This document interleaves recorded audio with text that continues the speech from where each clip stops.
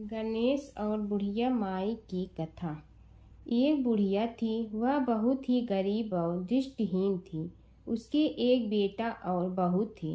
वह बुढ़िया सदैव गणेश जी की पूजा किया करती थी। एक दिन गणेश जी प्रकट होकर उस बुढ़िया से बोले, बुढ़िया माँ, तू जो चाहे सो मांग ले।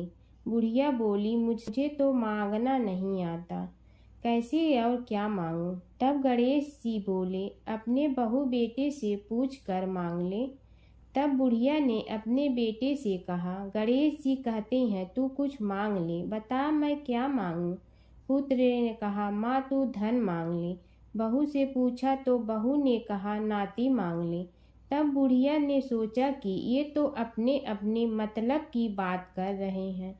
अतः उस बुढ़िया ने पड़ोसन से पूछा तो उन्होंने कहा, बुढ़िया तू तो थोड़े दिन जियोगी, क्यों तू धन मांगो और क्यों नाती मांगे? तू तो अपनी आँखों की रोशनी मांग ले, जिससे तेरी जिंदगी आराम से कट जाए।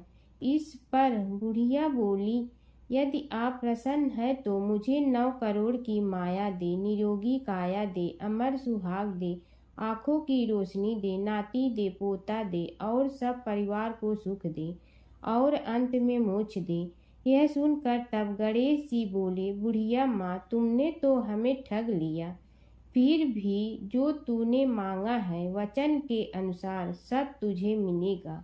और यह कहकर गणेश जी अंतर ध्यान हो गए। उधर बुढ़िया माँ ने जो कुछ मांगा वह सब कुछ मिल गया। हे गणेश जी महाराज, जैसे तुमने उस बुढ़िया माँ को सब कुछ दिया वैसे ही सबको देना। समय की बात है कि विष्णु भगवान का विवाह लक्ष्मी जी के साथ निश्चित हो गया। विवाह की तैयारी होने लगी। सभी देवताओं को निमंत्रण भेजे गए, परंतु गणेश जी को निमंत्रण नहीं दिया। कारण जो भी रहा हो, अब भगवान विष्णु की बारात जाने का समय आ गया। सभी देवता अपनी पत्नियों के साथ विवाह समारोह में आए। उन सब ने देखा कि गणेश जी कहीं दिखाई नहीं दे रहे हैं। तब वे आपस में चर्चा करने लगे कि क्या गणेश जी को कोई न्योता नहीं दिया है या स्वयं गणेश जी ही नहीं आए हैं। सभी को इस बात पर आश्चर्य होने लगा। तभी सब ने विचार किया कि विष्णु भगवान से ही इसका कारण पूछा जाए। विष्णु भगवान से पूछने पर उन्होंने कहा कि हमने गणेश जी के पिता भोलेनाथ महादेव को न्योता भेजा है। यदि गणेश जी अपने पिता के साथ आना चाहते हैं तो आ जाते, अलग से न्योता देने की कोई आवश्यकता भी नहीं थी। दूसरी बात यह है कि उनको 1.25 मन मूंग, 1.25 मन चावल, 1.25 मन घी और 1.25 मन लड्डू का भोजन दिन भर में चाहिए।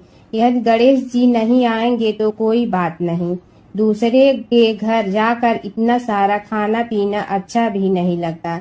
इतनी वार्ता कर ही रहे थे कि किसी एक ने सुझाव दिया, यदि गणेश जी आ भी जाए तो उनके द्वारपाल बनाकर बैठा देंगे कि आप घर की याद रखना। आप तो चूहे पर बैठकर धीरे धीरे चलोगे तो बारात से बहुत पीछे रह जाओगे। यह सुझाव भी सबको पसंद आ गया तो विष्णु भगवान ने भी अपनी सहमति दे दी। होना क्या था कि इतने में गणेश जी वहां आ पहुंचे और उन्हें समझा बुझा कर घर की रखवाली करने बैठा दिया गया। बारात चल रही थी, तब नारद जी ने देखा कि गणेश जी तो दरवाजे पर ही बैठे हुए हैं, तो वे गणेश जी के पास गए और रुकने का कारण पूछा। गणेश जी कहने लगे कि विष्णु भगवान ने मेरा बहुत अपमान किया है। नारद जी ने कहने लगे कि अपनी मूसक देना को आगे भेज दे तो वह रास्ता खोद देगी, जिससे उनके वाहन धरती में धंस जाएंगे। तब आपको सम्मान पूर्वक बुलाना पड़ेगा। अब तो गणेश जी ने अपनी मूसक सेना जल्दी से आगे भेज दी और सेना ने जमीन पोली कर दी। जब बारात वहां से निकली तो रथों के पहिए धरती में धंस गए। लाख कोशिश करे परंतु पहिए नहीं निकले। सभी ने अपने अपने उपाय किए परंतु पहिए तो नहीं निकले, बल्कि जगह जगह से टूट गए। किसी की समझ में नहीं आ रहा था कि अब क्या किया जाए। तब तो नारद जी ने कहा, आप लोगों ने गणेश जी का अपमान करके अच्छा नहीं किया। यदि उन्हें मना कर लाया जाए तो आपका कार्य सिद्ध हो सकता है। और यह संकट टल सकता है। शंकर भगवान ने अपने दूत नंदी को भेजा और वे गणेश जी को लेकर आए। गणेश जी का आदर सम्मान के साथ पूजन किया। तब कहीं रथ के पहिए निकले। अब रथ के पहिए निकल के परंतु टूट फूट गए तो उन्हें सुधारे गए। पास के खेत में खाती काम कर रहा था, उसे बुलाया गया। खाती अपना कार्य करने के पहले श्री गणेशाय नमः कहकर गणेश जी की वंदना मन ही मन करने लगा। देखते ही देखते खाती ने सभी पहियों को ठीक कर दिया। तब खाती कहने लगा कि हे देवताओं, आपने सर्वप्रथम गणेश जी को नहीं मनाया होगा और न ही उनकी पूजन की होगी, इसीलिए तो आपके साथ यह संकट आया है। हम तो मूर्ख अज्ञानी हैं, फिर भी पहले गणेश जी को पूजते हैं, उनका ध्यान करते हैं। आप लोग तो देवतागण हैं, फिर भी आप गणेश जी को कैसे भूल गए? अब आप लोग भगवान श्री गणेश जी की जय बोल कर जाएं तो आपके सब काम बन जाएंगे और संकट कट जाएंगे। ऐसा कहते हुए बारात वहां से चल दी और विष्णु भगवान को लक्ष्मी जी के साथ विवाह संपन्न करा के सभी सकुशल घर लौट आए। हे गणेश जी महाराज, आपने विष्णु को जैसे कारज सारियो ऐसे कारज सबको सिद्ध कर जो। बोलो गजानन भगवान की जय। एक बार एक नगर में एक मालिन रहती थी। उसके पति चल बसे थे। उसका एक 4 साल का पुत्र था। उसकी सास कठोर हृदय की स्त्री थी। वह बहू को बहुत तकलीफ देती थी। एक दिन सास ने बहू और पोते को घर से निकाल दिया। वे दोनों रोते हुए चलते चलते एक जंगल में जा पहुंचे। वहां एक बड़े पेड़ के नीचे बैठ गए। वहां से थोड़ी दूर पर एक गणेश जी का मंदिर था। वहां बहुत लोग गणेश जी के दर्शन करने आते थे। दर्शन करके गणेश जी को प्रसाद चढ़ाते थे।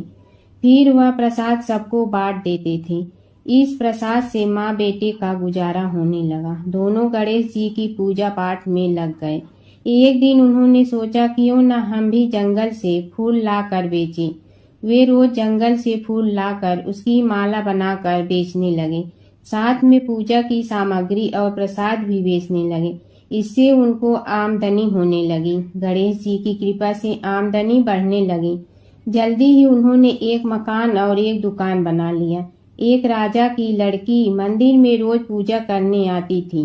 मालिन के बेटे को देखकर राजकुमारी उस पर मोहित हो गई और उसे विवाह करने की सोचने लगी। उसने अपनी भाभी से अपने मन की बात कही। भाभी अनुभवी थी। उसने कहा, ये तो मालिन का बेटा है और तुम एक राजा की बेटी हो। यदि तुमने उससे विवाह किया तो तुम्हारी बहुत बेइज्जती होगी। पर राजकुमारी अपनी बात पर अड़ी रही। उसने कहा, मैंने तो प्रतिज्ञा कर ली है कि उसी से विवाह करूंगी। भाभी ने घर जाकर सारी बात राजा को बता दी। राजा ने मना नहीं किया और विवाह के लिए तैयार हो गए। उन्होंने बड़े धूमधाम से बेटी का विवाह मालिन के बेटे के साथ कर दिया। मालिन ने सबसे पहले बेटे बहू को गणेश जी के मंदिर में ले जाकर पूजा पाठ करवाया और गणेश जी का आशीर्वाद दिलवाया। इसके बाद पूरे नगर में यह बात फैल गई कि गणेश जी की पूजा करने से सब दुख कष्ट दूर हो जाते हैं। इस बात पर सुनते ही नगर के सभी लोग मंदिर आने लगे। मालिन और उसके बेटे की बिक्री और बढ़ गई। उधर उसकी सास के बुरे दिन आ गए। अन्नदाता उससे रूठ गए और वह भूखों मरने लगी। एक दिन वह रोती धोती उसी गणेश जी के मंदिर में आ पहुंची। वहां वह मालिन के बेटे से बोली, मैं भूखी हूँ, मुझे रोटी कपड़ा दे दो, इसके बदले में तुम्हारा सारा काम कर दूंगी। लड़के को दया आ गई और उसे काम पर रख लिया। उसने अपनी दादी को नहीं पहचाना। जब मालिन घर आई तो उसने सास को पहचान लिया। वह सास से बोली, सासू जी आप यहाँ कैसे? सास ने पोते की तरफ इशारा करके कहा, मेरी इस सेठ के यहाँ नौकरी लग गई है। बहू बोली, यह आपका पोता है और यह घर भी आपका ही है, यह दुकान भी आपकी ही है। जब आपने हमें घर से निकाला तब गणेश जी ने हमारी रक्षा की। बहू की बात सुनकर सास बोली, मेरी करनी मैं भोगूंगी। बहू बोली, सासू जी अब आप हमारे यहाँ रहो और पोते का सुख देखो। हे गणेश जी महाराज, जैसा सुख आपने मालिन को दिया वैसा ही सुख सबको देना। गणेश जी की कथा। एक बार गणेश जी एक छोटे बालक के रूप में चिमटी में चावल और चमचे में दूध लेकर निकले। वो हर किसी से कह रहे थे कि कोई मेरी खीर बना दो, कोई मेरी खीर बना दो। एक बुढ़िया बैठी हुई थी, उसने कहा, ला मैं बना दूं। वह छोटा सा बर्तन चढ़ाने लगी। तब गणेश जी ने कहा कि दादी माँ, छोटी सी भगोनी मत चढ़ाओ, तुम्हारे घर में जो सबसे बड़ा बर्तन है वही चढ़ा दो। बुढ़िया ने वही चढ़ा दिया। वह देखती रह गई कि वह जो थोड़े से चावल उस बड़े बर्तन में डाली थी वह तो पूरा भर गया है। गणेश जी ने कहा, दादी माँ, मैं नहा कर आता हूँ। खीर तैयार हो गई हो तो बुढ़िया के पोते पोती खीर खाने के लिए रोने लगे। बुढ़िया ने कहा, गणेश जी, तेरे भोग लगाना कहकर चूल्हे में थोड़ी सी खीर डाली और कटोरी भर भर कर बच्चों को दे दी। बुढ़िया की पड़ोसन ऊपर से देख रही थी, तो बुढ़िया ने सोचा यह चुगली कर देगी, तो एक कटोरा भर कर उसे भी पकड़ा दिया। बेटे की बहू ने चुपके से एक कटोरा खीर खाई और कटोरा चक्की के नीचे छुपा दिया। अभी भी गणेश जी नहीं आए थे। बुढ़िया को भी भूख लग रही थी। वह भी एक कटोरा खीर खाकर किवाड़ के पीछे बैठकर एक बार फिर कहा कि गणेश जी, आपके भोग लगे कहकर खाना शुरू कर दिया। तभी गणेश जी आ गए। बुढ़िया ने कहा, आ जा रे गणेशिया, खीर खा ले, मैं तो तेरी ही राह देख रही थी। गणेश जी ने कहा, दादी माँ, मैंने तो खीर पहले ही खा ली। बुढ़िया ने कहा, कब खाई? गणेश जी ने कहा, जब तेरे पोते पोती ने खाई तब खाई थी, जब तेरी पड़ोसन ने खाई तब खाई थी, और जब तेरी बहू ने खाई तब भी खाई थी, और जब तूने खाई तो मेरा पेट पूरा ही भर गया। बुढ़िया ने कहा, बेटा, और सारी बात तो सोच, पर बहू बेचारी का तो नाम मत लो। वह तो सुबह से काम में लग रही है, उसने फिर खीर कब खाई? गणेश जी ने कहा, चाकी के नीचे देख, झूठा कटोरा पड़ा है, और तूने तो मेरे भोग तो लगाया, वह तो वैसे ही खा गई। बुढ़िया ने कहा, बेटा, घर की बात है, घर में ही रहने दो। अब बताओ, बची हुई खीर का क्या करूं? गणेश जी ने कहा, नगरी जी जिमा दो। बुढ़िया ने पूरी नगरी जिलवा दी, फिर भी बर्तन पूरा ही भरा था। राजा को पता लगा तो बुढ़िया को बुलाया और कहा, क्यों रे बुढ़िया, ऐसा बर्तन तेरे घर पर सोवे अच्छा लगे या हमारे घर पर सोवे? बुढ़िया ने कहा, राजा जी, आप ले लो। राजा जी ने खीर का बर्तन महल में मंगा लिया। लाते ही खीर में कीड़े मकोड़े बिच्छू हो गए और दुर्गंध आने लगी। यह देखकर राजा जी ने बुढ़िया से कहा, बुढ़िया, बर्तन वापस ले जा, तो मुझे मेरे गणेश जी ने दिया। बुढ़िया ने बर्तन वापस लिया, लेते ही सुगंधित की हो गई। घर आकर बुढ़िया ने गणेश जी से कहा, बची हुई खीर का क्या करें? गणेश जी ने कहा, झोपड़ी के कोने में खड्डा खोद कर गाड़ दो, उसी जगह सुबह उठकर वापस खोदेगी तो धन के 2-4 पैसे मिलेंगे। ऐसा कहकर गणेश जी अंतर ध्यान हो गए। जाते समय झोपड़ी के लात मारते हुए गए तो झोपड़ी के स्थान पर महल हो गया। सुबह बहू ने फावड़ा लेकर पूरे घर को खोद दिया तो कुछ भी नहीं मिला। बहू ने कहा, सासू जी, थारो गणेश जी तो झूठे हैं। सास ने कहा, बहू, मारो गणेश झूठो तो नहीं है, ला मैं देखूं। वह फावड़ा लेकर खोजने लगी तो टन टन करते 2 धन के चरे घड़े निकले आए। बहू ने कहा, सासू जी, गणेश जी तो साचो ही हैं। सास ने कहा, गणेश जी तो भावनाओं का भूखा है। यह गणेश जी जैसा आपने बुढ़िया को दिया वैसा सबको देना। जमुना की कहानी। प्राचीन समय में एक गांव था जिसमें दो बहनें रहा करती थी। एक बहन का नाम गंगा था तो दूसरी बहन का नाम जमुना था। एक बार दोनों बहनें एक साहूकार के खेत से गुजर रही थी तो जमुना ने 13 दाने जौ के तोड़ लिए, जिसे देख गंगा बोली कि तुझे तो ग्रहण लग गया, तूने चोरी की है। इस पर जमुना बोली कि अब मेरा ग्रहण कैसे धुलेगा। गंगा ने कहा कि तुझे 12 साल तक साहूकार के यहाँ नौकरी करनी पड़ेगी, तभी तेरा पाप धुलेगा और ग्रहण से मुक्ति मिलेगी। जमुना साहूकार के यहाँ नौकरी के लिए जाती है और अपने लिए काम मांगती है। साहूकार उसे काम पर रख लेता है, लेकिन काम करने से पहले जमुना उसे कहती है कि मैं सारे काम करूंगी लेकिन 4 काम नहीं करूंगी।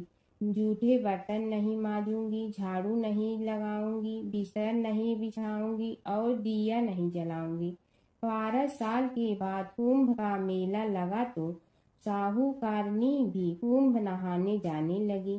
जमुना ने उसे जाते देख कहा कि कुंभ के मेले में मेरी बहन गंगा मिलेगी तो उसे यह सोने का टक्का दे देना, इससे वह अपने हाथों में सुंदर चूड़ियां पहन लेगी। साहूकारनी ने कुंभ के मेले में गंगा को वह सोने का टका दे दिया। गंगा ने उनसे वह टका लेते हुए कहा कि मेरी बहन को कहना कि उसके 12 वर्ष पूरे हो गए हैं, अब वह वहां वापिस आ जा। साहूकार व साहूकारनी वापिस घर आए तब जमुना मटके में पानी भर रही थी। दोनों जमुना से बोले कि हमने सोने का वह टका तेरी बहन गंगा को दे दिया था और उसने कहा है कि तेरे 12 वर्ष पूरे हो गए हैं, इसलिए अब तुम वापिस जाओ। यह समाचार सुनते ही जमुना सहस्त्र धारा में बदल गई और बहने लगी। जमुना जी का यह रूप देखकर साहूकार और साहूकारनी परेशान हो गई थी। हमारे घर में जमुना माता ने काम किया, हमें तो अब ग्रहण लग गया है, हम यह ग्रहण कैसे उतारेंगे। जमुना भागकर गंगा माता के पास चली गई। गंगा ने जमुना से पूछा कि तुम साहूकारनी से कुछ कहकर आई हो या ऐसे ही बिना बताए आ गई। तब जमुना बोली कि मैं तो कुछ भी बताकर नहीं आई हूँ। गंगा ने कहा कि जा उन्हें धीरज दे आ, नहीं तो उन्हें जीवन भर असंतोष ही रहेगा।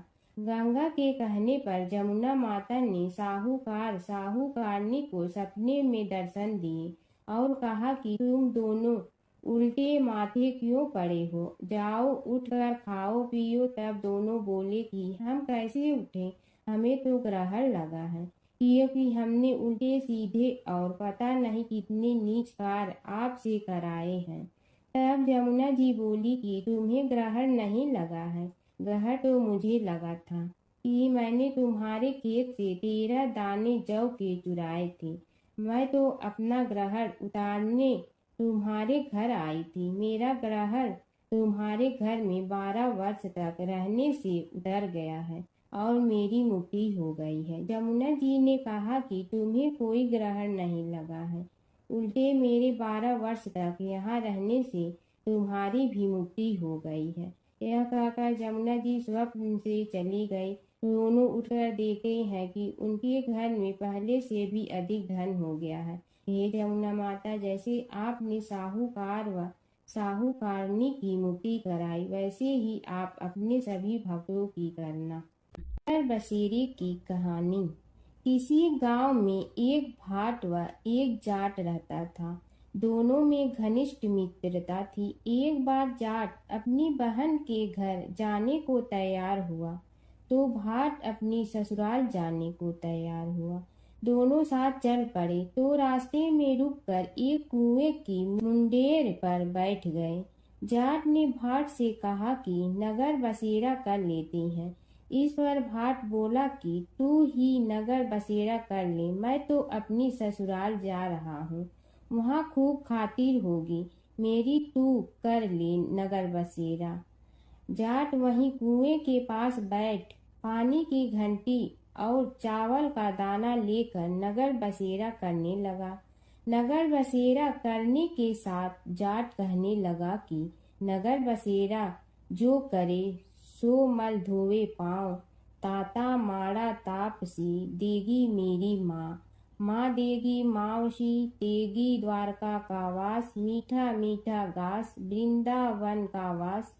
पाँच कुल्ठी छठी रास मेरी जीवड़ो श्री कृष्ण के पास।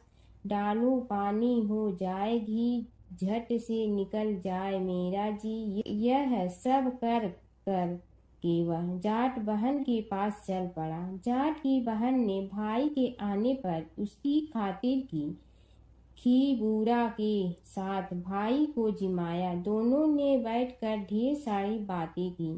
इधर भाट अपने ससुराल पहुंचा तो वहां आग लगी हुई थी। आग बुझाने वह भी लग गया, जिसमें हाथ मुंह भी काले हो गए और खुद भी थोड़ा सुलझ गया। ना रोटी ना पानी के लिए ही किसी ने पूछा। एक पड़ोसन आई तो उसने भाट की सास को कहा कि जमाई आया है, जरा उस आओ भगत कर लो। बुढ़िया बोली कि सब कुछ तो जल गया है, अब कहाँ से आओ भगत करूं। तब पड़ोसन ने ही भाट को एक रोटी के साथ छाछ दी। उसने वही खाकर गुजारा किया। शाम को दोनों फिर घर की ओर चल पड़े और रास्ते में मिल गए और एक दूसरे का हाल पूछा।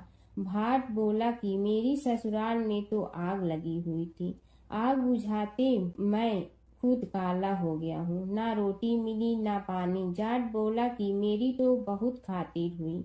फिर बोला कि मैंने कहा था ना कि नगर बसेरा कर ले, अब कर ले। लेकिन भाट ने फिर मना कर दिया। कहने लगा कि चाहे रोटी दे या न दे, तेरी तो माँ है, दही चूरमा का पेड़ा धरा पाएगा। भाट ने फिर नगर बसेरा नहीं किया, जाट ने कर लिया। नगर बसेरा जो करे सो मल धोवे पाँव, ताता माड़ा तापसी देगी मेरी माँ। माँ देगी मावशी देगी द्वारका का वास, मीठा मीठा घास वृंदावन का वास। पाँच कुल्ठी छठी रास मेरा जी बड़ो श्री कृष्ण के पास। डालू पानी हो जाए घी झट से निकल जाए मेरा जी। करके वह चल पड़ा। घर पहुँचते ही जाट की मावशी ने बहुत लाड प्यार किया। उधर भाट घर गया तो उसकी भैंस खो गई थी। बाप एक लाठी रखे तो दूसरी उठाए और कहने लगा कि ससुराल गया तो आग लगा दी, अब यहाँ आया तो भैंस खो दी। बाप ने कहा कि पहले भैंस लेकर आ, तभी रोटी पानी मिलेगा। सारा दिन भाट भैंस ढूंढता रहा, लेकिन उसे भैंस नहीं मिली। जाट और भाट की मुलाकात फिर से बाजार में हो गई। जाट ने भाट के हाल चाल पूछे तो भाट बोला कि आते ही भैंस खो गई, बस उसी दिन से भैंस ढूंढ रहा हूँ। रोटियां का तो पूछो ही मत। जाट ने कहा कि मैंने तो पहले ही कहा था कि नगर बसेरा कर ले। जाट की बात सुनकर भाट बोला कि तेरे नगर बसेरे में इतनी ताकत है तो चल अब कर लेते हैं। दोनों ने बैठकर नगर बसेरा किया। नगर बसेरा जो करे सो मल धोवे पाँव, ताता माड़ा तापसी देगी मेरी माँ। माँ देगी मावशी देगी द्वारका का वास, मीठा मीठा घास वृंदावन का वास। पाँच कुल्ठी छठी रास मेरा जीवड़ो श्री कृष्ण के पास। डालू पानी हो जाए घी झट से निकल जाए मेरा जी।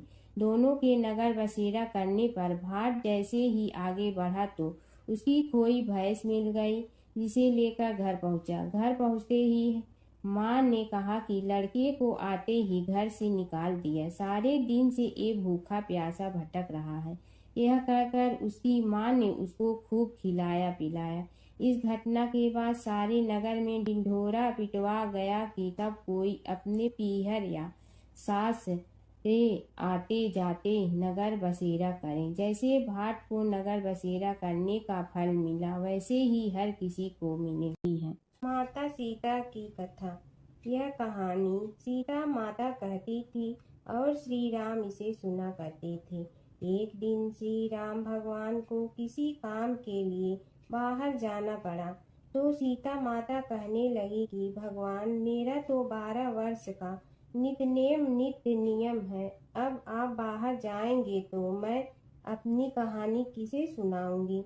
श्री राम ने कहा कि तुम कुएं की पाल पर जाकर बैठ जाना और वहाँ जो औरतें पानी भरने आएंगी उन्हें अपनी कहानी सुना देना। सीता माता कुएं की पाल पर जाकर बैठ जाती हैं। एक स्त्री आई, उसने रेशम की जड़ी की साड़ी पहन रखी थी और सोने का घड़ा ले रखा था। सीता माता उसे देख कहती हैं कि बहन, मेरा 12 वर्ष का नित्य नेम सुन लो। पर वह स्त्री बोली कि मैं तुम्हारा नित्य नेम सुनूंगी तो मुझे घर जाने में देरी हो जाएगी और मेरी सास मुझसे लड़ेंगी। उसने कहानी नहीं सुनी और चली गई। उसकी रेशम जड़ी की साड़ी फट गई, सोने का घड़ा मिट्टी के घड़े में बदल गया।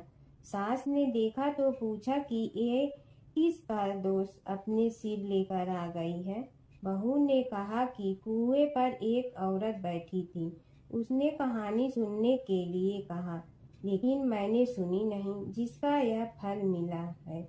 बहू की बात सुनकर अगले दिन वही साड़ी और घड़ा लेकर सास कुएं की पाल पर गई।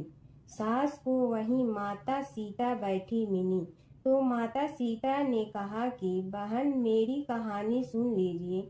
सास बोली कि एक बार छोड़, मैं तो 4 बार कहानी सुन लूंगी।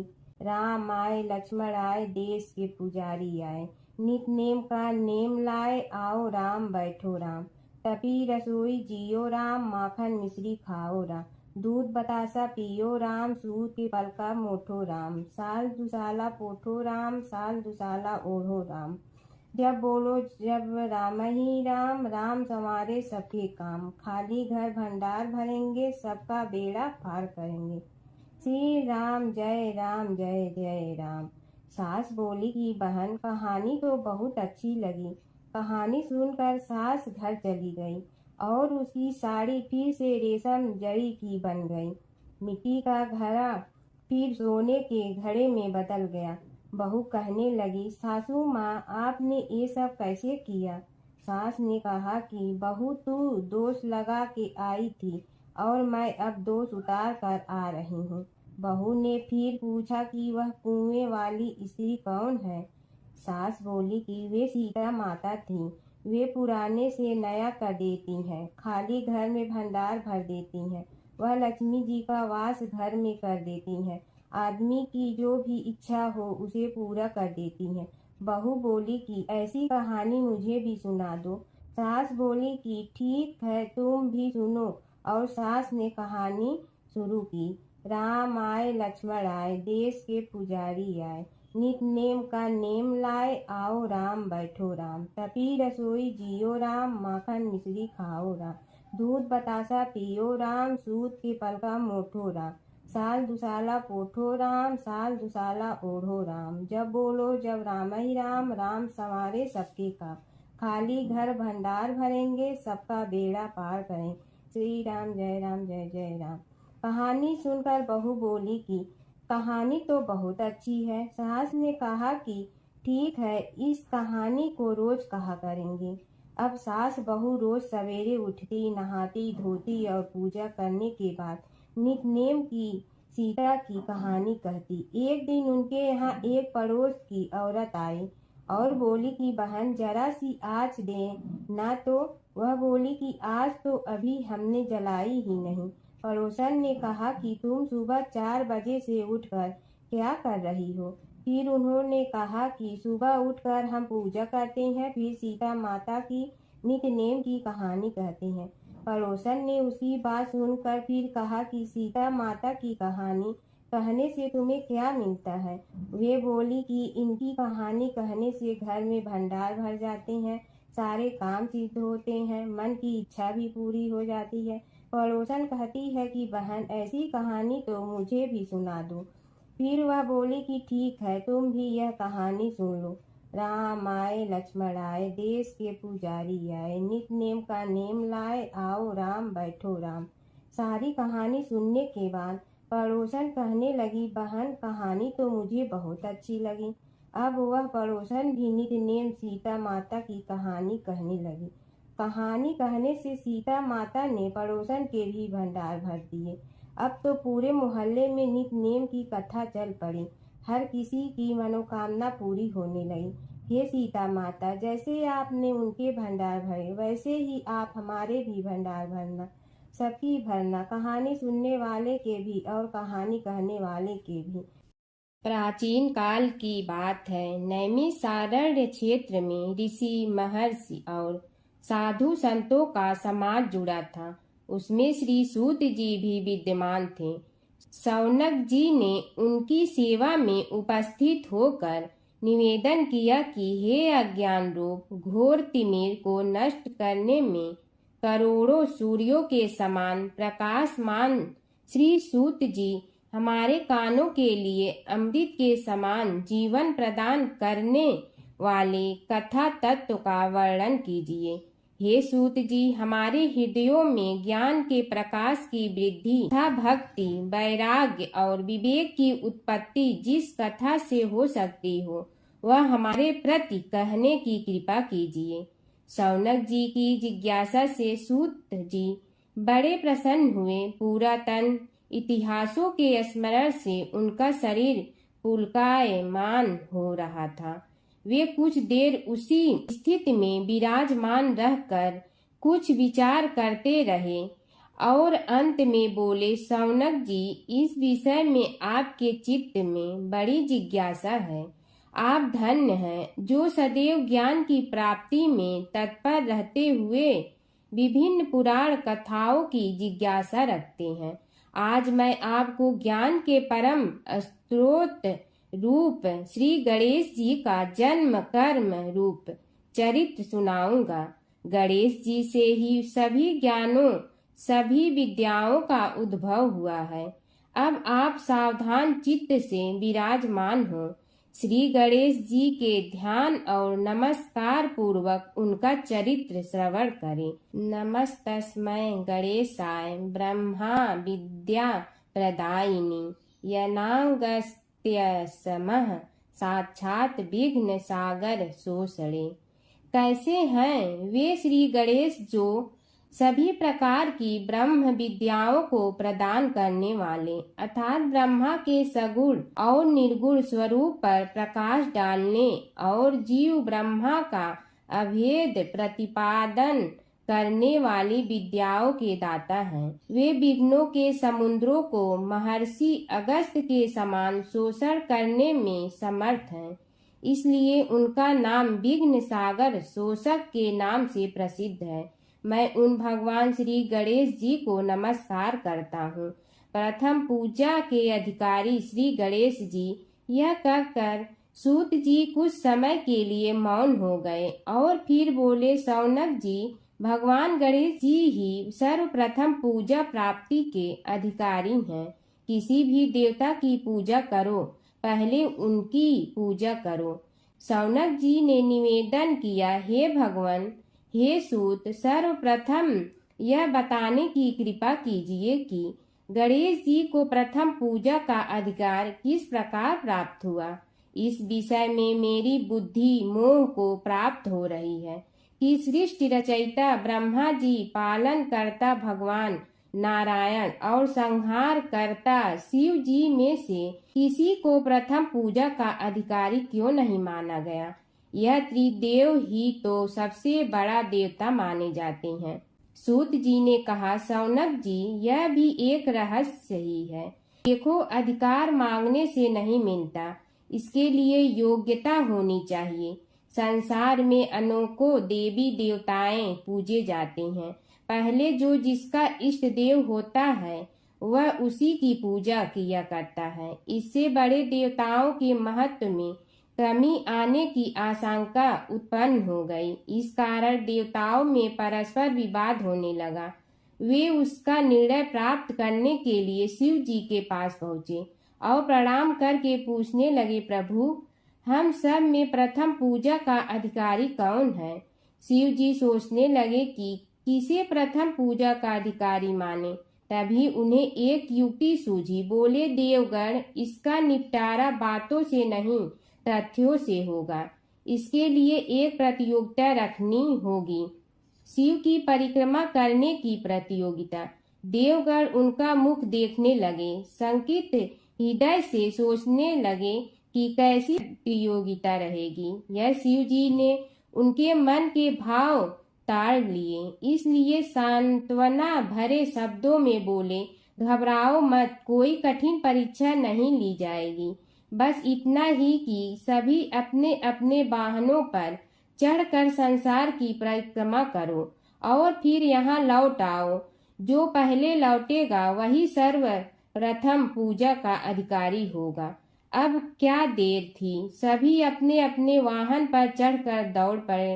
किसी का वाहन गजराज था तो किसी का सिंह, किसी का भैंसा तो किसी का मृग, किसी का हंस तो किसी का उल्लू, किसी का अश्व तो किसी का श्वान। अभिप्राय यह है कि वाहनों को विविधता के दर्शन उस समय जितने भले प्रकार से हो सकते थे उतने अन्य समय में नहीं। सबसे गया बीता वाहन गणेश जी का था मूषक, उससे चूहा भी कहते हैं। ऐसे वाहन के बल भरोसे इस प्रतियोगिता में सफल होना तो क्या, सम्मिलित होना भी हास्यास्पद है। गणेश जी ने सोचा, छोड़ो, क्या होगा प्रतियोगिता में भाग लेने से, हम तो यहाँ बैठे रहकर ही तमाशा देखेंगे।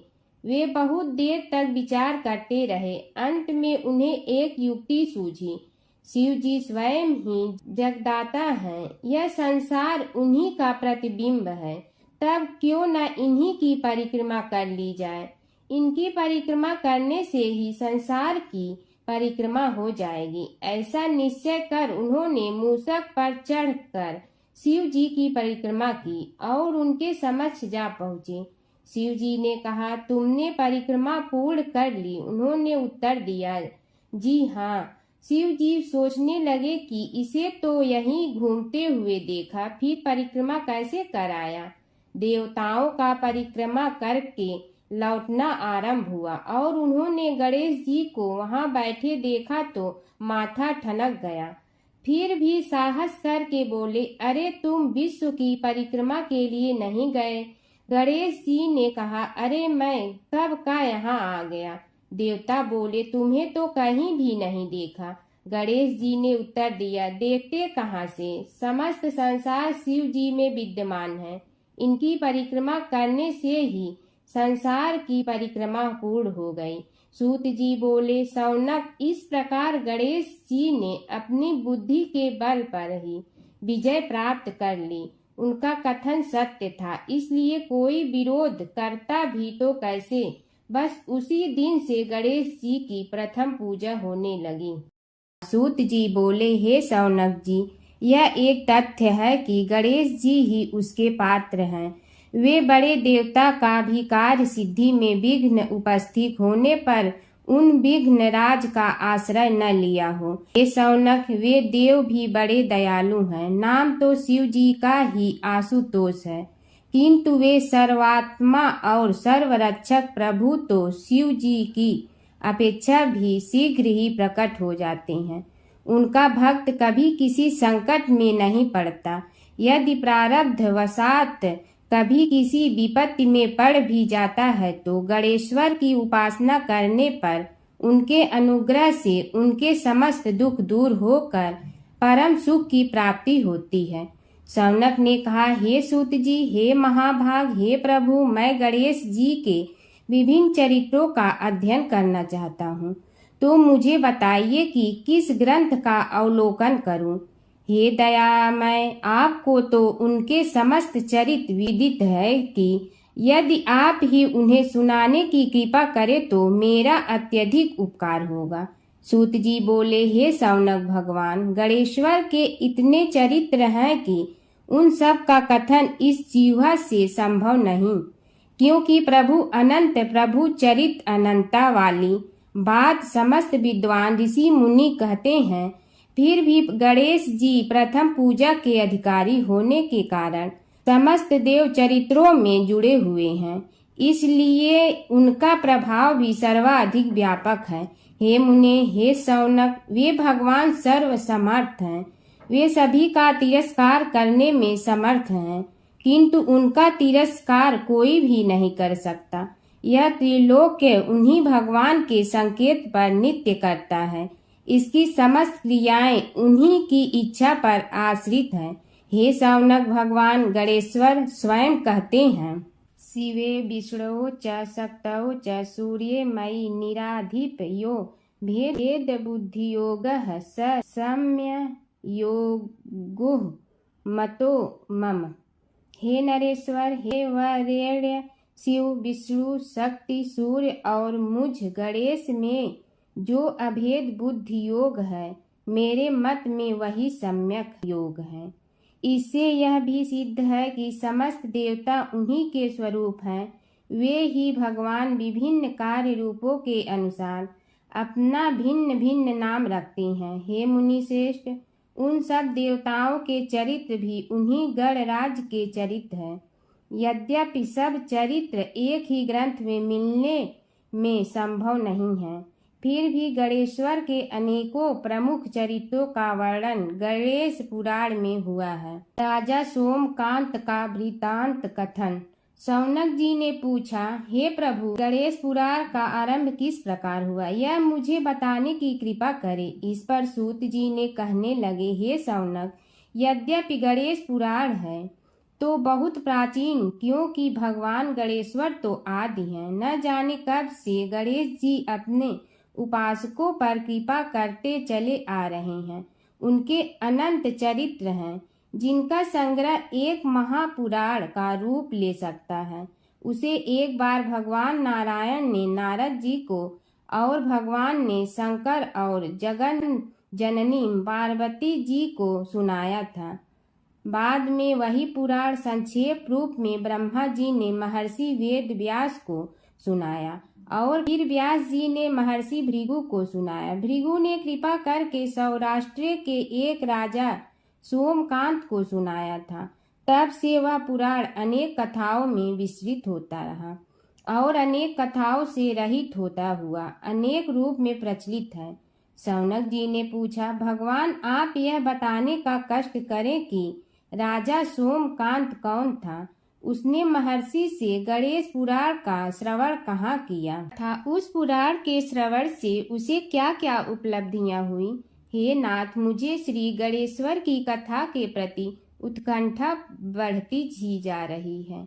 सूत जी बोले, हे शौनक, सौराष्ट्र के देवनगर नाम की एक प्रसिद्ध राजधानी थी। वहाँ का राजा सोमकांत था। वह अपनी प्रजा का पुत्र के समान पालन करता था। वह वेद ज्ञान संपन्न, शस्त्र विद्या में पारंगत एवं प्रबल प्रतापी राजा, समस्त राजाओं में मान्य तथा अत्यंत वैभवशाली था। उसका ऐश्वर्य कुबेर के भी ऐश्वर्य को लज्जित करता था। उसने अपने पराक्रम से अनेकों देश जीत लिए थे।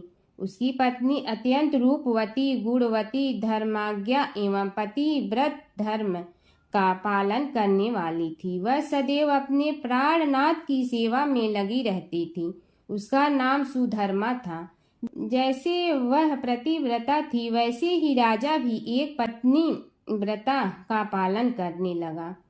उसके हेमकांत नामक एक सुंदर पुत्र था। वह भी सभी विद्याओं का ज्ञाता और अस्त्र शस्त्रादि के अभ्यास में निपुण हो गया था।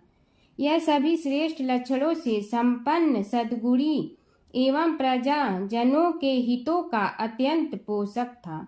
इस प्रकार राजा सोमकांत स्त्री, पुत्र, पशु, वाहन, राज्य एवं प्रतिष्ठा आदि से सब प्रकार सुखी था। उससे दुख तो था ही नहीं। सभी राजागण उसका हार्दिक सम्मान करते थे तथा उसकी श्रेष्ठ कीर्ति भी संसार व्यापी थी। परंतु युवा अवस्था के अंत में सोमकांत को घृणित, कोष्ठ, रोग हो गया। उसके अनेक उपचार किए गए किंतु कोई लाभ नहीं हुआ। रोग शीघ्रता से बढ़ने लगा और उसके कीड़े पड़ गए। जब रोग की अधिक वृद्धि होने लगी और उसका कोई उपाय न हो सका तो राजा ने मंत्रियों को बुलाकर कहा, सुब्रतो, जाने किस कारण यह रोग मुझे पीड़ित कर रहा है। अवश्य ही यह किसी पूर्व जन्म के पाप का फल होगा। इसलिए मैं अब अपना समस्त राजपाट छोड़कर वन में रहूंगा। मेरे पुत्र हेमकांत को मेरे समान मानकर राज्य शासन का धर्म पूर्वक संचालन कराते रहें। यह कहकर राजा ने शुभ दिन दिखवाकर अपने पुत्र हेमकांत को राज्य पद पर अभिषेक किया और अपनी पत्नी सुधर्मा के साथ निर्जन वन की ओर चल दिया। प्रजापालक राजा के वियोग में समस्त प्रजा जन अश्रु बहाते हुए उनके साथ चले गए। राज्य की सीमा पर पहुंचकर राजा ने अपने पुत्र अमात्यगण और प्रजा जनों को समझाया, आप सब लोग धर्म के जानने वाले श्रेष्ठ आचरण में तत्पर एवं सहृदय हैं। यह संसार तो वैसे भी परिवर्तनशील है। जो आज है वह कल नहीं था और आने वाले कल में भी नहीं रहेगा। इसलिए मेरे जाने से दुख का कोई कारण नहीं है। मेरे स्थान पर मेरा पुत्र सभी कार्यों को करेगा। इसलिए आप सब उसके अनुशासन में रहते हुए उसे सदैव सम्मान करते रहें। फिर पुत्र से कहा, बेटा, यह स्थिति सभी के समझ आती रही है। हमारे पूर्व पुरुष भी परंपरागत रूप से वृद्धावस्था आने पर वन में जाते रहे हैं। मैं कुछ समय पहले ही वन में जा रहा हूँ तो कुछ पहले या पीछे जाने में कोई अंतर नहीं पड़ता।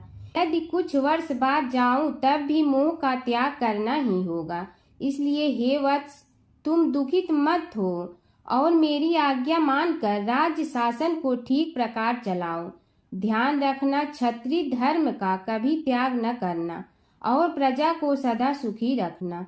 इस प्रकार राजा सोमकांत ने सभी को समझा बुझाकर वहां से वापस लौट आया और स्वयं अपनी पतिव्रता भार्या के साथ वन में प्रवेश किया। पुत्र हेमकांत के आग्रह से उसने सुबल और ज्ञान गम्य नामक 2 आत्माओं को भी साथ ले लिया। उन सब ने एक समतल एवं सुंदर स्थान देखकर वहां विश्राम किया। तभी उन्हें एक मुनि कुमार दिखाई दिया। राजा ने उससे पूछा, तुम कौन हो, कहाँ रहते हो? यदि उचित समझो तो मुझे बताओ। मुनि बालक ने कोमल बाड़ी में कहा, मैं महर्षि भृगु का पुत्र हूँ। मेरा नाम च्यवन है। हमारा आश्रम निकट में ही है। अब आप भी अपना परिचय दीजिए। राजा ने कहा, मुनि कुमार, आपका परिचय पाकर मुझे बड़ी प्रसन्नता हुई। मैं सौराष्ट्र के देवनगर नामक राज्य का अधिपति रहा हूँ। अब अपने पुत्र को राज्य देकर मैंने अरण्य की शरण ली है। मुझे कुष्ठ रोग अत्यंत पीड़ित किए हुए हैं। उसकी निवृत्ति का कोई उपाय करने वाला हो तो कृपा कर मुझे बताइए। मुनि कुमार ने कहा, मैं अपने पिताजी से अपना वृतांत कहता हूँ, फिर वे जैसा कहेंगे आपको बताऊंगा। यह कहकर मुनि बालक चला गया और कुछ देर में ही आकर बोला, राजन, मैंने आपका वृतांत अपने पिताजी को बताया। उनकी आज्ञा हुई है कि आप सब मेरे साथ आश्रम में चलकर उनसे भेंट करें, तभी आपके रोग के विषय में भी विचार किया जाएगा। राजा सोमकांत के पूर्व जन्म का वृत्तांत भृगु द्वारा वर्णन। राजा अपनी पत्नी और अमात्यों के सहित च्यवन के साथ साथ भृगु आश्रम में जा पहुंचा और उन्हें प्रणाम कर बोला, हे भगवान, हे महर्षि, मैं आपकी शरण हूँ।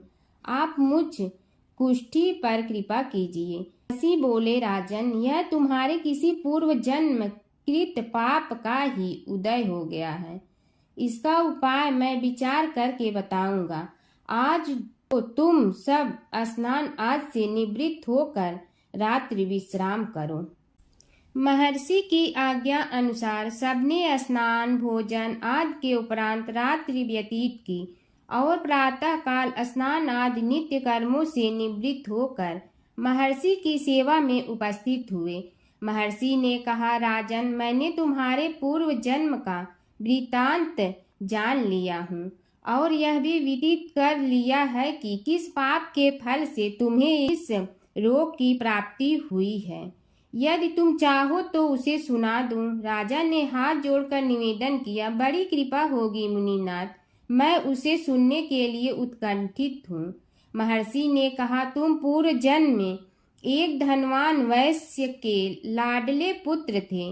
वह वैश्य विंध्याचल के निकट कौलहार नामक ग्राम में निवास करता था। उसकी पत्नी का नाम सुलोचना था। तुम उसी वैश्य दंपत के पुत्र हुए।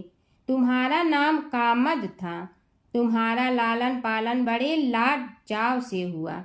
उन्होंने तुम्हारा विवाह एक अत्यंत सुंदरी वैश्य कन्या से कर दिया था, जिसका नाम कुटुम्बिनी था। यद्यप तुम्हारी भार्या सुशीला थी और तुम्हें सदैव धर्म में निरत देखना चाहती थी, किंतु तुम्हारा स्वभाव वासनांध होने के कारण दिन प्रतिदिन उज्जवल होता जा रहा था। किंतु माता पिता भी धार्मिक थे, इसलिए उनके सामने तुम्हारी उज्ज्वलता दबी रही। परंतु माता पिता की मृत्यु के बाद तुम निरंकुश हो गए और अपनी पत्नी की बात भी नहीं मानते थे। तुम्हें अनाचार में प्रवृत्त देखकर उसे दुख होता था, तो भी उसका कुछ बस न चलता था। तुम्हारी उन्मत्तता चरम सीमा पर थी। अपनों से भी द्वेष और क्रूरता का व्यवहार किया करते थे। हत्या आदि कराते थे। तुम्हारे लिए सामान्य बात हो गई। पीड़ित व्यक्तियों ने तुम्हारे विरुद्ध राजा से पुकार की। अभियोग चला और तुम्हें राज्य की सीमा से भी बाहर चले जाने का आदेश हुआ। तब तुम घर छोड़कर किसी निर्जन वन में रहने लगे। उस समय तुम्हारा कार्य लोगों को लूटना और हत्या करना ही रह गया। एक दिन माध्याह्न काल था। गुणवर्धक नामक एक विद्वान ब्राह्मण उधर से निकला। बेचारा अपनी पत्नी को लिवाने के लिए ससुराल जा रहा था। तुमने उस ब्राह्मण युवक को पकड़कर लूट लिया। प्रतिरोध करने पर उसे मारने लगे तो वह चित्कार करने लगा, मुझे मत मार, मत मार, देख मेरा दूसरा विवाह हुआ है। मैं पत्नी को लेने के लिए जा रहा हूँ। किंतु तुम तो क्रोध बस में ऐसे लीन हो रहे थे कि तुमने उसकी बात सुनकर भी नहीं सुनी। जब उसे मारने लगे तो उसने श्राप दे दिया, अरे हत्यारे, मेरी हत्या के पाप से तो सहस्त्र कल्प तक घोर नरक भोगोगे। तुमने उसकी कोई चिंता न की और सिर काट लिया। राजन, तुमने ऐसी ऐसी एक नहीं बल्कि अनेक निरीह हत्याएं की थी, जिनकी गणना करना भी पाप है। इस प्रकार इस जन्म में तुमने घोर पाप कर्म किए थे, किंतु बुढ़ापा आने पर जब अशक्त हो गए तब तुम्हारे साथ जो क्रूर कर्मा थे वे भी किनारा कर गए। उन्होंने सोच लिया कि अब तो इसे खिलाना भी पड़ेगा, इसलिए मरने दो यहीं। अमोघ प्रभाव गणेश उपासना का कथन। राजन, अब तुम निरालंब थे, चल फिर तो सकते ही नहीं थे। भूख से पीड़ित रहने के कारण रोगों ने भी घेर लिया। उधर से जो कोई निकलता तुम्हें घृणा की दृष्टि से देखता हुआ चला जाता। तब तुम आहार की खोज में बड़ी कठिनाई से चलते हुए एक जीर्ण शीर्ण देवालय में पहुंचा। उसमें भगवान गणेश्वर की प्रतिमा विद्यमान थी। तब न जाने किस पुण्य के उदय होने से तुम्हारे मन में गणेश जी के प्रति भक्ति भाव जागृत हुआ। तुम निराहार रहकर उनकी उपासना करने लगे। उससे तुम्हें सब कुछ मिला और रोग भी कम हुआ। राजन, तुमने अपने साथियों की दृष्टि बचाकर बहुत सा धन एक स्थान पर गाड़ दिया था। अब तुमने उस धन को उसे देवालय के जीर्णोद्धार में लगाने का निश्चय किया। शिल्पी बुलाकर उस मंदिर को सुंदर और भव्य बनवा दिया। इस कारण कुख्याति सुख्याति में बदलने लगी। फिर यथा समय तुम्हारी मृत्यु हुई। यमदूतों ने पकड़कर तुम्हें यमराज के समक्ष उपस्थित किया। यमराज तुमसे बोले, जीव, तुमने पाप और पुण्य दोनों ही किए हैं और दोनों का ही भोग तुम्हें भोगना है, किंतु पहले पाप का फल भोगना चाहते हो पुण्य का। इसके उत्तर में तुमने प्रथम अपने पुण्य कर्मों के भोग की इच्छा प्रकट की और इसीलिए उन्होंने तुम्हें राजकुल में जन्म लेने के लिए भेज दिया।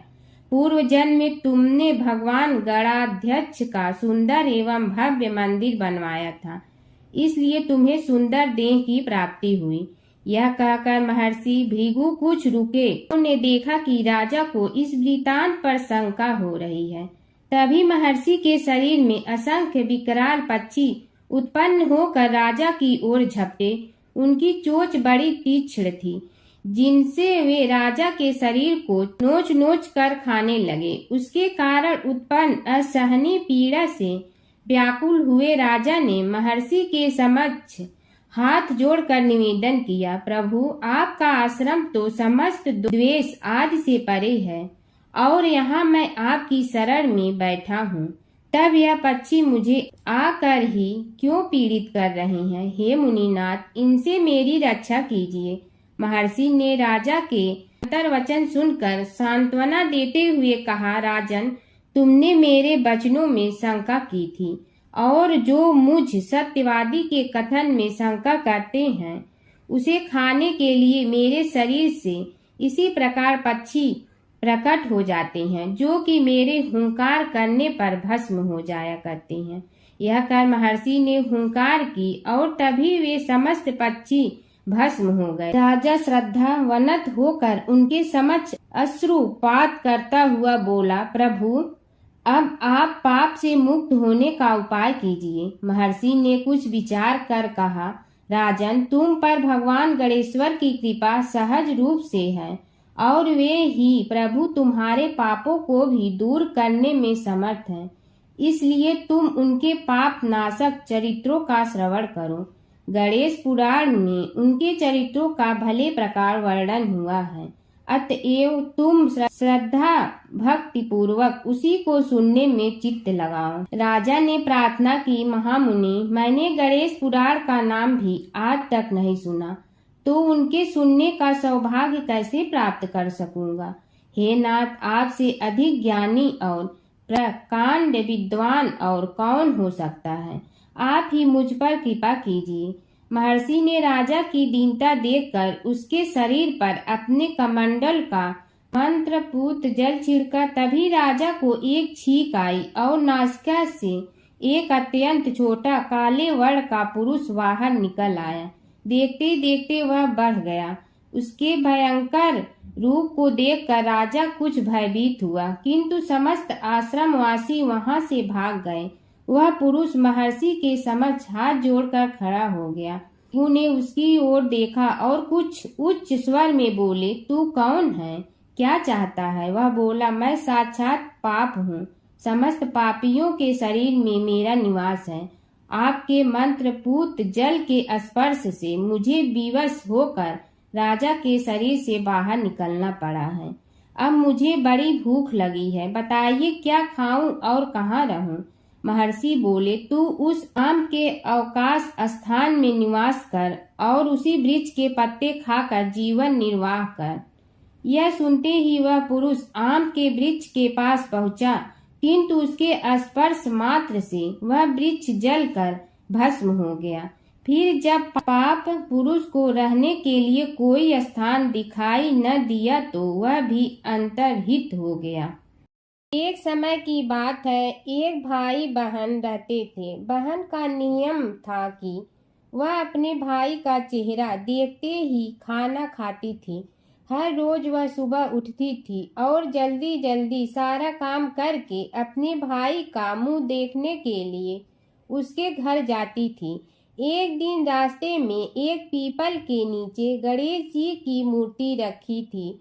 उसने भगवान के सामने हाथ जोड़कर कहा कि मेरे जैसा अमर सुहाग और मेरे जैसा अमर पीहर सबको दीजिए।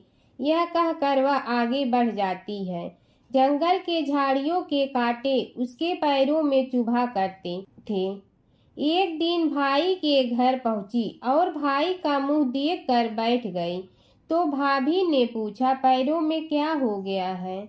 यह सुनकर उसने भाभी को जवाब दिया कि रास्ते में जंगल के झाड़ियों के गिरे हुए कांटे पाँव में चुभ गए हैं। जब वह वापस अपने घर आ जाए तब भाभी ने अपने पति से कहा कि रास्ते को साफ करवा दो, आपकी बहन के पाँव में बहुत सारे कांटा चुभ गए हैं। भाई ने तब कुल्हाड़ी लेकर सारी झाड़ियों को काटकर रास्ता साफ कर दिया, जिससे गणेश जी का स्थान भी वहां से हट गया। यह देखकर भगवान गुस्सा हो गए और उसके भाई के प्राण हर लिए। लोग अंतिम संस्कार के लिए जब भाई को ले जा रहे थे तब उसकी भाभी रोते हुए लोगों से कही, थोड़ी देर रुक जाओ, उसकी बहन आने वाली है।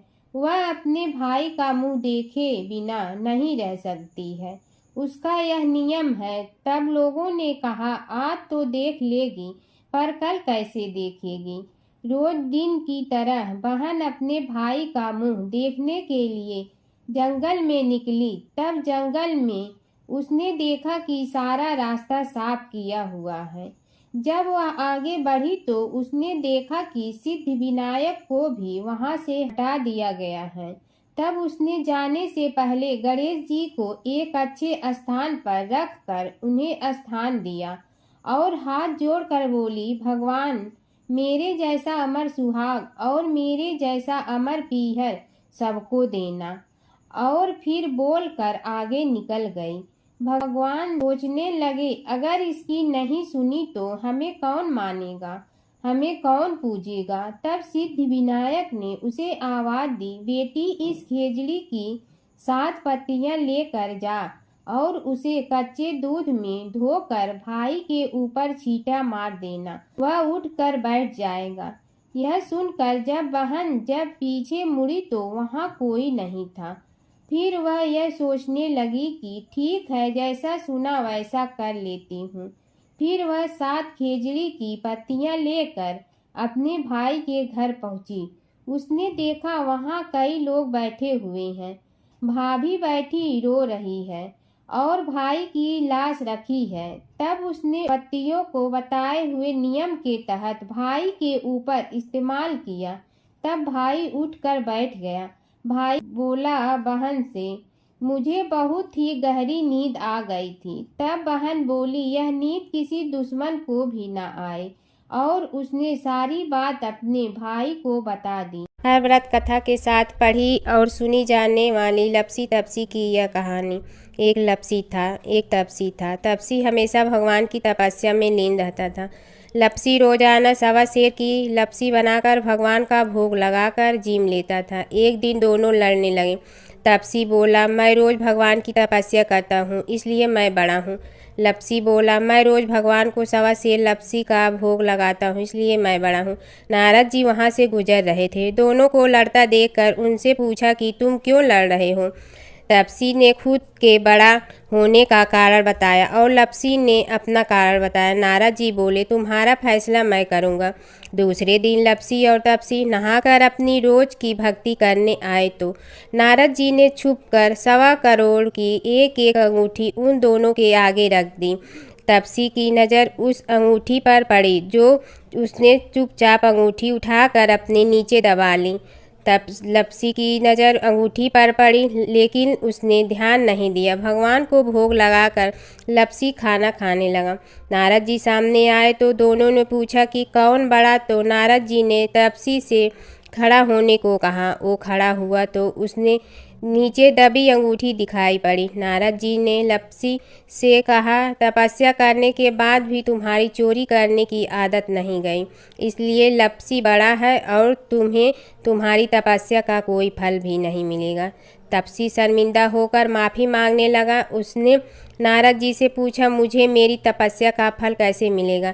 नारद जी ने कहा, यदि कोई गाय और कुत्ते की रोटी नहीं बनाएगा तो फल तुम्हें मिलेगा।